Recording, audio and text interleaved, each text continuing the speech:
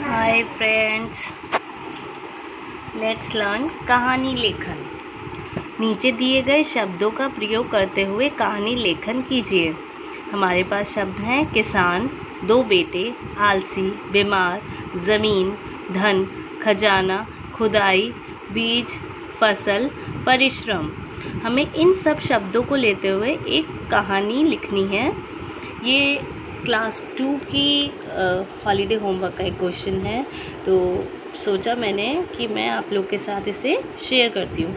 जैसे हमने उस कहानी को कंपोज किया है, लिखा है, तो ये कहानी कुछ इस तरह से है। एक किसान था, वह अपने खेत में खेती करता था। उसके दो बेटे थे जो बहुत ही आलसी थे। किसान बूढ़ा होने के कारण वो बहुत बीमार रहता था। वह चाहता था कि उसके दोनों बेटे परिश्रम करें और खेती करके अपना परिवार का भरण पोषण करें। फिर एक बार किसान को एक तरकीब सूझी। उसने अपने बेटों को बुलाया और कहा, ज़मीन के नीचे खजाना है, तुम उसकी खुदाई करो और खजाना ले लो।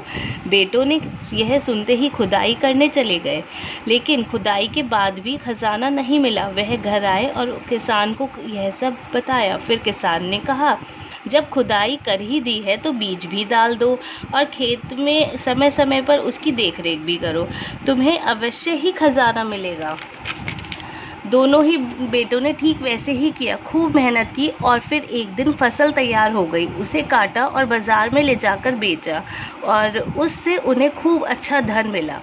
वह घर जाकर यह सब किसान को बताया। फिर किसान ने उन्हें समझाते हुए कहा, यह ज़मीन तुम्हारा खजाना है, इस पर तुम्हें जितना परिश्रम करोगे उतना ही तुम्हें धन मिलेगा। धन्यवाद। सो फ्रेंड्स, कैसी लगी आपको?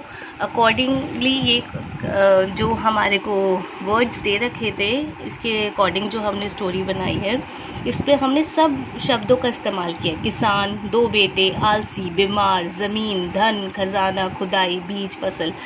तो ऐसे ही और क्वेश्चंस के लिए please do follow for more, subscribe to our channel. Thank you.